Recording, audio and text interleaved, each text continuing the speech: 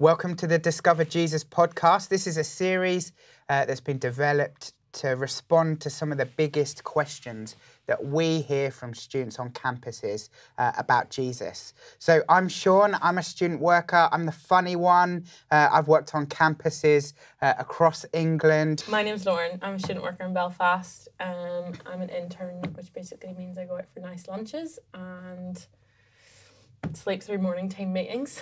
We both work for Agape Students, which is an international Christian charity that works with students to help them discover Jesus together. And also, Sean and I are on an ongoing journey ourselves.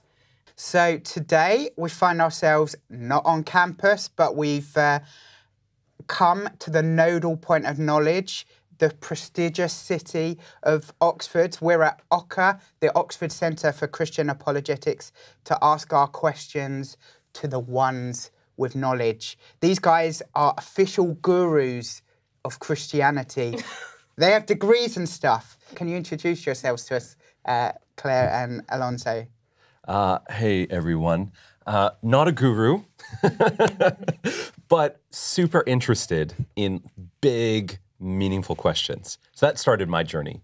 I got my degree at the University of Oxford at Wycliffe Hall in theology, and then got my master's in theology at the University of Toronto. So very interested in these questions and really looking forward to the conversation, because I think this topic hits home closest for me. And so I'm really excited to dive in. Brilliant, thanks. And Claire? Yes, I am Claire. And again, disclaimer, I'm not a guru.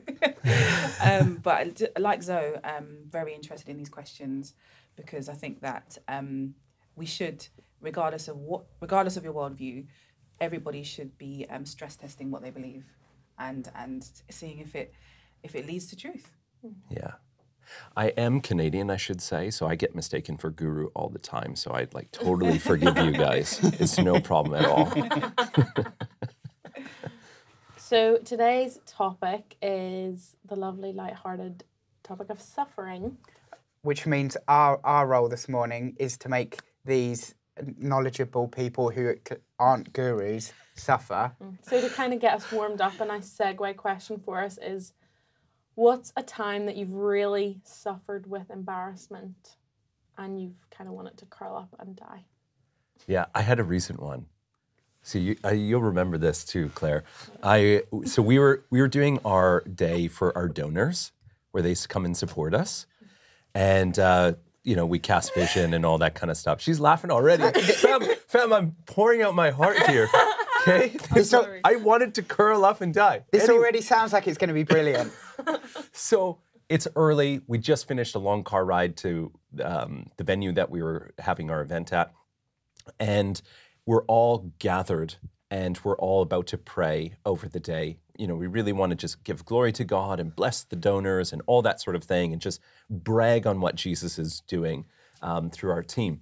And so people are starting to pray, and then I get my turn to pray. And I'm so geeked to do this. I'm so pumped. I've had 7 teas in the morning, so I'm buzzing. And I'm just saying, God, you're so awesome. And I just went on this doxology rant of how amazing God was for everything that he's doing. And I wanted to say, we are so grateful amidst calling God awesome, but the word awesome I kept using it.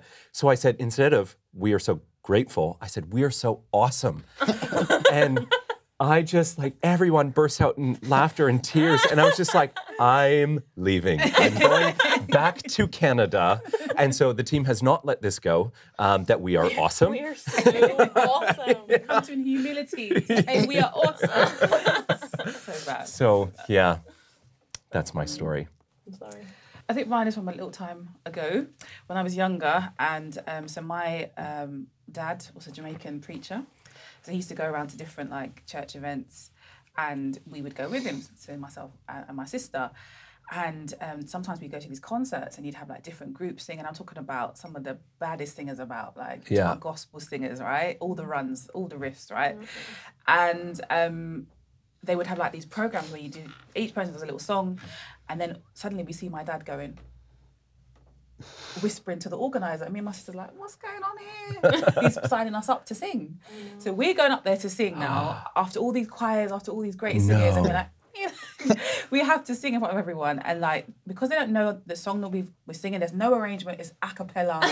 And it's really bad. But then the old mothers in the church are like, bless them, Lord. Bless them, Lord. Gosh. And yeah, I could add more, but it was very embarrassing. I would still hate that. to this day. Yeah. Clearly. It's like my worst fear, literally. Really? Yeah. Oh, well, then we'll skip the question where we ask you to sing. No, please don't. Please don't.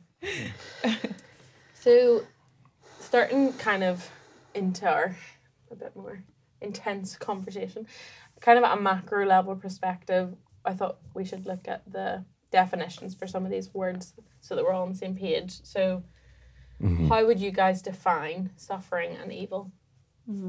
Sure. So I was just thinking, I maybe want to pick up on this though, but when we're thinking about the idea of evil, we're thinking about kind of two main categories. So you have moral evil and you have natural evil. So moral evil is all the stuff that happens in the world that causes pain, that is due to the moral choices of individuals, us as humans. So one example could be the war in Ukraine. Okay? That's somebody's moral decision to invade and to cause conflict. So a lot of what we see in the world in terms of suffering is because of our moral decisions. And then there's natural evil, which we could say is things like natural disasters, hurricanes, those sorts of things. Climate change as well. Viruses, yeah, absolutely. So it's really important to bear these two things in mind, because that will kind of feed into how we might approach the bigger question of suffering and evil. Yeah. And then so just piggybacking on that, in the theological and philosophical literature, the moral evil that exists in the world is really bifurcated into two main problems that are presented from non-theists towards theists. So the first one is the logical problem of evil. And what that's trying to accomplish is to disprove the existence of God by claiming that it is logically impossible for God and evil to coexist simultaneously. And then there is the evidential problem of evil. And so it's not trying to claim that it is logically impossible, but rather trying to attack the probability given the volume and extent of evil that we see in our world. So there are two distinct problems that you'll encounter as you read about this more. That's really helpful. So why does God allow evil to exist if he's all-knowing and he's all-loving and he's all-powerful? Yeah, I can start this one off. So it's just got to be said to everybody that's listening and to you all is, and I think you guys appreciate this fact that suffering, when we're talking about this, I want you to know that Claire and I, behind our answers, we know that suffering isn't some mere theoretical question, that some abstract thought experiment that people are thinking through, but is a felt reality for many of the listeners and many of us. And so we just need to acknowledge that, and just please, like, we're gonna dissect some of the problems and solutions that Christianity and theism presents, but just know that if you have gone through some deep suffering, or if you're suffering right now, I just want to say that I'm so sorry for what you're going through. And I don't fully understand your situation. I'm not going to try to pretend or insult you in that way. But maybe just interpret this podcast episode as a first step in your healing journey as you start thinking about the problem a lot more.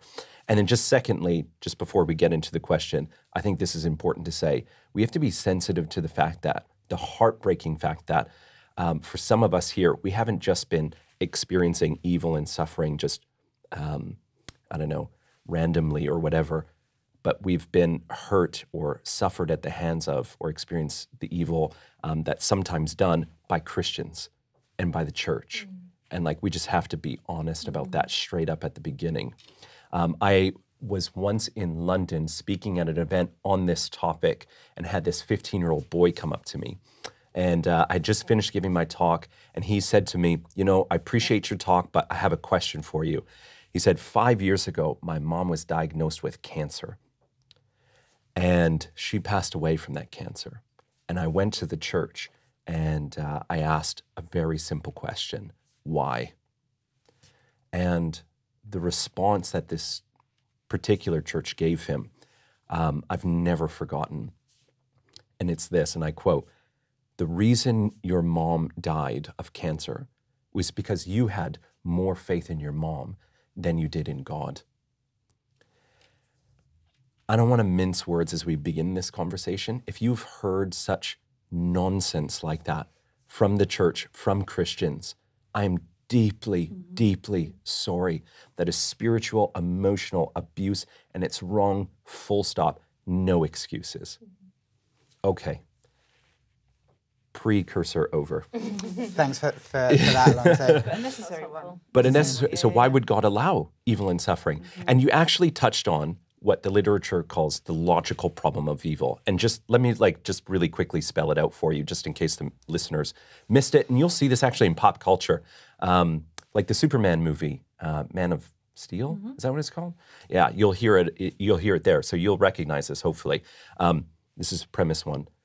If God is all loving and all powerful, then he wouldn't allow suffering. Premise two, but suffering and evil exists. Therefore, conclusion, God must not exist. And the reason for that is quite clear once you think about it. Since God's all powerful, then he should be powerful enough to stop all of the evil and suffering in the world. But yet we see it. And number two, if God is all loving, then he should be loving enough to want to stop all of the evil and suffering in that world.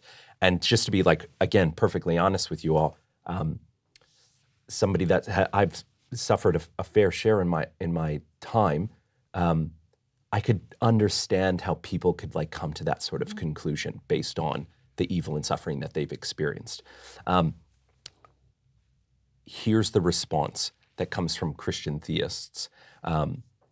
Number one, there are a bunch of hidden assumptions that philosophers in the past 50 years or so have pointed out are underlying in those propositions that people just need to unpack instead of just assuming that it's correct. So for example, one hidden assumption is about God being all-powerful. Okay, couldn't God just make any world that he possibly wanted? And the answer seems to be no. Just because God is all-powerful doesn't mean that he can do anything that you can possibly imagine. There seems to be constraints on what's logically possible is what God can do with his all-powerfulness. So for example, could God make a world where we only chose to do good? And it seems to be, no, he can't do that because you wouldn't have this world. You would have some world that's populated by AI and robots and puppets. They're not choosing freely to, let's say, do good or love God. They're pre-programmed to do that with some sort of heavenly algorithm to do that, right? And so that's a huge point, and we can unpack that more. But it seems like God, according to the biblical narrative, his aim for creation is love. And he wants love to be meaningfully experienced and expressed. And you can only have that with free agents, free human beings with free will. So love is what makes life worth living, and love is the aim for all of creation. For love to exist, freedom is required. And if we are free, then evil, injustice, suffering, etc. are real possibilities. And lastly, let me just say this, because I don't want to monologue too long, but the second hidden assumption within that logical problem is that it is impossible for an all-loving God to have a morally sufficient or good reason for allowing the suffering that we see. Now, the problem is, again, in the past 50 years, this has been outlined by Alvin Plantinga and Eleanor Stump and Peter von Inwagen, etc. The problem with that is that it is an impossible statement to defend.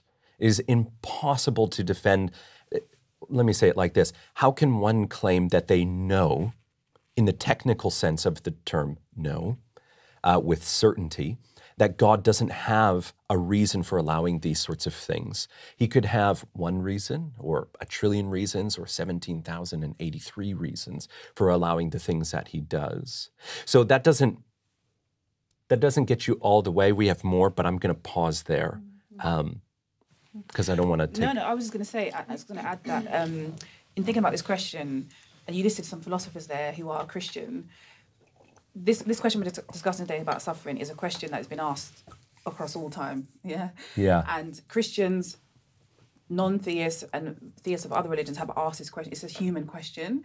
And I think what I love about the Christian faith is that we have room and we have space to ask these questions. If you look at Jesus, the life of Jesus in the accounts of the gospel, he's constantly asking people questions and constantly being asked questions as well. So this is not a place where you have to think, how can I question? I think it's really healthy to ask these deep questions. And I was just going to say about one of the analogies used to describe what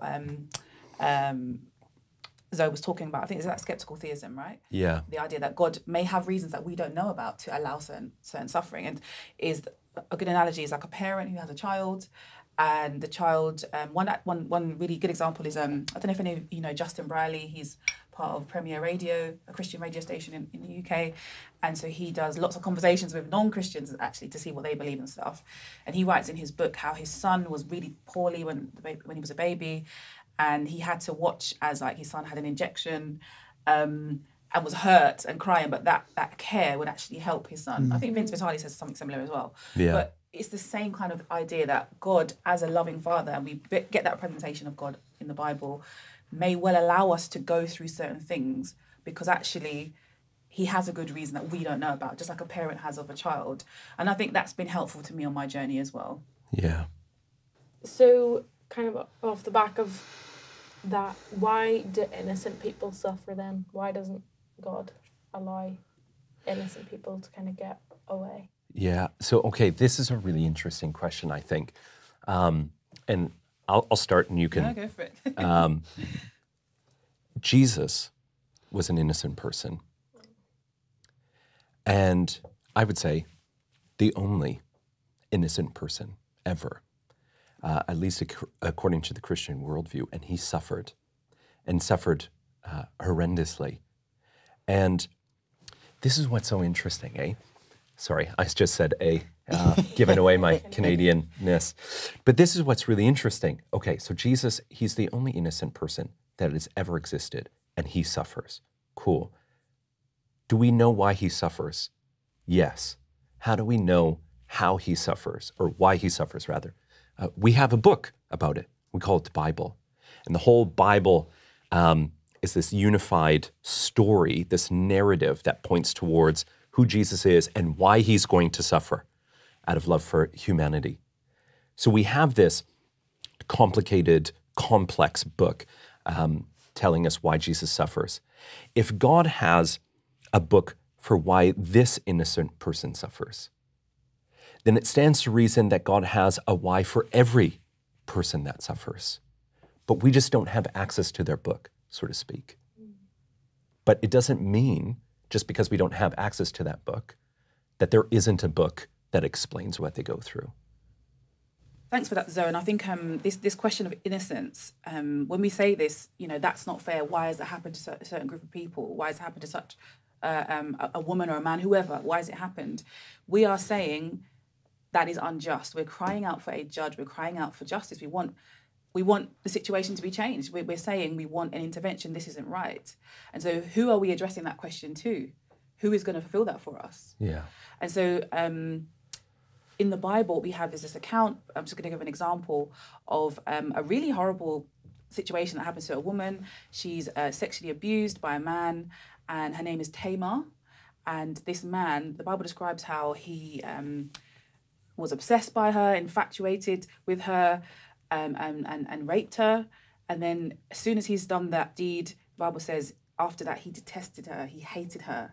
And so we've gone from one extreme to the other. And so what that's showing is that this dignity of free will that God has given us, which must exist if we are to enter into a loving relationship with him and with each other, it's so fickle. Our hearts can change. And unfortunately, what happens is out of this same broken, flawed human heart, where free will exists, and rightly so, people can use and abuse that free will to exploit others. And so I'm with this question, why do innocent people suffer? But innocent people suffer because of a lot of the fallenness and the brokenness of other people who are inflicting that. But what I love about the Christian faith is that, as Zoe mentioned there about the person of Jesus, Jesus knows what it feels like to suffer. And you know, my dad passed away in 2018, and I remember just feeling awful. And what we did at the time, because it was before COVID, you could have lots of people coming over, and that sort of Caribbean culture, you have lots of people coming over, that sort of thing. And I remember one time I was just so tired, and this couple came over. They were friends of my dad, quite elderly couple, and they just sat with us the whole day. Sometimes they spoke, sometimes we spoke, sometimes it was silent. But they sat with us in that. Mm. And that was I would never forget them. They weren't my friends. They were my dad's friends. I will never forget that. It's been, 5 years now? Yeah. And that is what the God of the Bible offers. Mm. He is incensed by the injustice we see. It angers him that innocent people suffer. But he's with us in that suffering. Yeah. And I think that's a beautiful aspect of the Christian faith, which draws me to God rather than coming to the conclusion of some of those philosophers you were saying that, hey, God mustn't exist then. Yeah. Yeah. That's one thing that I've noticed a lot about, like, if you remove free will from the equation, we would all be like puppets, but we need free will in order to love God well and to experience love with him. But that can often end up being exploited. I've never kind of thought about it that way. So I guess our next question is, what do you think the answer is to this problem of evil and suffering? I think the primary response for evil and suffering from the Christian worldview perspective is the person of God himself in Jesus Christ. God becomes enfleshed and dwells among us.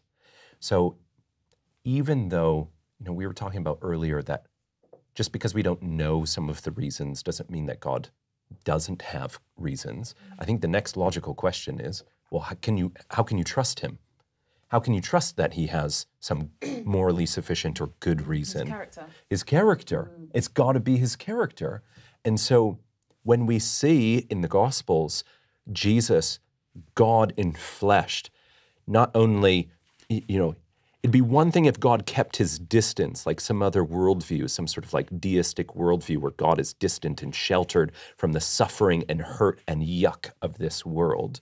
But God in the Christian worldview gets right into the center of it. And that is the response, that God enters into suffering, not merely to observe it. It's interesting when you read the Gospels, all of the different sufferings that Jesus observes. And so if he is God in flesh, it's interesting because you can see how God responds when he encounters evil and suffering. For example, you can see how he, a woman, a mom loses her son, loses her child. How does God in flesh react? Two sisters lose their brother. How does God in the flesh react? Those sorts of scenarios. And what's the answer? He hates it. He absolutely assaults these things. He heals and he brings new life and all of those sorts of things.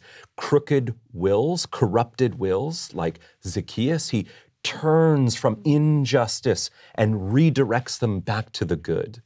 And so that's a very interesting thing to observe when we're observing Jesus. But not only does he observe it and we can see how he responds, but also we can read how what exactly he experiences. So for example, he knows what it's like to be a refugee as he gets kicked out of his hometown, his birthplace. He knows what poverty is like. He knows what hunger feels like. He knows what thirst is like. He knows what it's like to be rejected by your community, religious and societal. He knows what it's like to personally encounter evil. He knows what it's like to experience trauma, both physiologically and psychologically. And I would include within that sexual trauma, as they force him to remove his clothes and be naked. Yeah, we have a very sanitized view of what Jesus will look like, and you're absolutely right. Yeah. He's being traumatized again and again, multiple layers of complex trauma. He's being abandoned by his friends, suffers an unjust trial. How relevant is that today? And then was publicly tortured and executed. So we see that this is God's response, that he gets his hands dirty, and this is why we can trust his character.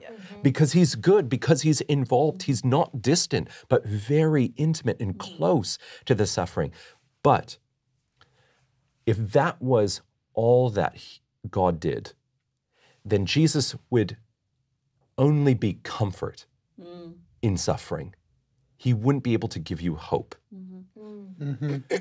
What gives Christianity hope is that God isn't swallowed up by suffering, but swallows up suffering in himself on the cross and is raised to new life. That's why Christians have hope in the midst of some of the most horrendous situations around the world and historically. I was listening to some podcasts, and they were giving some statistics of it is people with a theistic worldview that are statistically the most likely to put themselves in humanitarian situations that are possible to cause them grievous harm. It is people with a foundation, with a hope that are saying, this life isn't all that there is, and I can go to some of these dangerous places.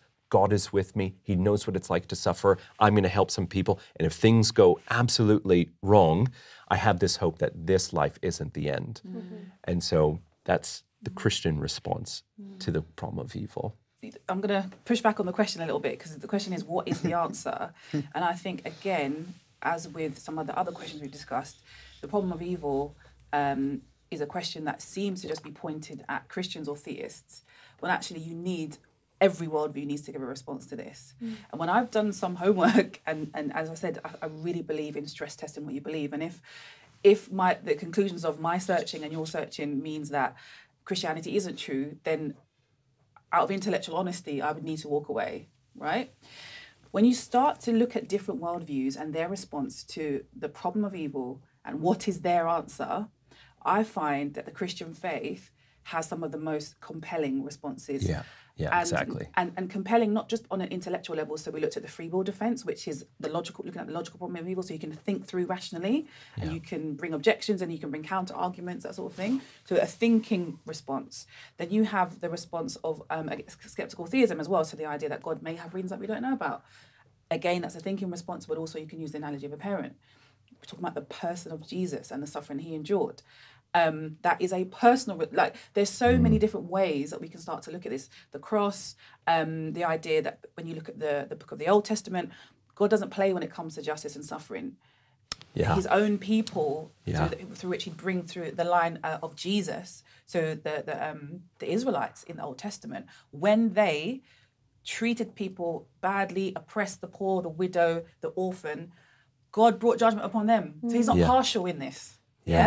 So that's again back to the character of God. So we have in the Christian faith, what I can see, many different ways of looking at this, responding to. I'm not saying giving the definitive answer. There's no equation. This is why we suffer. Boom. Okay, because we're human. To be human means to love, to laugh, to think, to breathe. You know, we're complex, and so looking at that, I would encourage the listeners of this podcast, look at what atheist philosophers have to say about the problem of evil. What is the answer there? And from what I've seen, I'm not comforted by it. I don't find it compelling. Yeah. So if you read, for instance, great academic Yuval Harari's *Sapiens*, he talks there about, I think this chapter on justice, there's a quote where he says something like, humans have no more rights than a louse and a spider, something like that. What does that mean? So it means that when I say, this is wrong, if someone says, no, it's not, where is this sense of dignity coming from? How can what is grounding my moral outrage? So, and this is not to throw aspersions onto to atheist thinkers. I have a lot of respect. I read a lot of work by atheists, and I think they give me a lot of things to think about and stress test my faith. But particularly on this question, I think the responses from other worldviews come up and I find them wanting. Yeah. And I might not know every reason on this side of heaven, as we say, okay? But I think there's enough there to not only bring comfort, but to bring a thinking faith that is not uncritical, that is engaged, and that can actually say, okay, looking at all the options on offer here, this is why I find Jesus compelling. Yeah. So my encouragement, do have a look at what other thinkers are saying about this, because everybody must answer this question. Wow. Thank you so much, Alonzo and Claire, for everything that you've shared with us today. One last thing before we go. I know throughout you've been recommending some great books, or are there any other resources that you'd recommend to us if we want to think more on this subject? Yeah, I'd recommend a book. It's quite short. It's called Where is God in All the Suffering? And it's by Dr. Amy Orr Ewing. Yeah. And it's a great read because what she does is cover different types of suffering and how we can start to think about them. So Where is God in All the Suffering by Dr. Amy Orr Ewing. Yeah. I would recommend the philosopher Eleanor Stump, Wandering in the Darkness. So it's going to be a heavy philosophical, theological book. So that's one recommendation. On the other side, I'm going to buck some of the stereotypes and recommend some fiction. And it's by my boy, Fyodor Dostoevsky. Brothers Karamazov and Crime and Punishment are some of the best fiction that I've ever read on this topic. And I highly, highly recommend it. Brilliant. Thank you again, Claire and Alonzo, for joining us. We hope you've enjoyed the podcast. If you have, remember, it's part of a series, the Discover Jesus podcast, that we're developing to go through the questions that students have about Jesus. If you've enjoyed it, visit our website, www.agape.org.uk/discover podcast, where you can find the other episodes, as well as information about the speakers that we've had, their bios, the resources they've recommended, as well as some other resource that we recommend that we reckon you'll really enjoy. And also there's information there about conversation groups that you can join either online or they're happening all across the country. So you can find out if there's one happening close to you, all there on the website. But bye for now.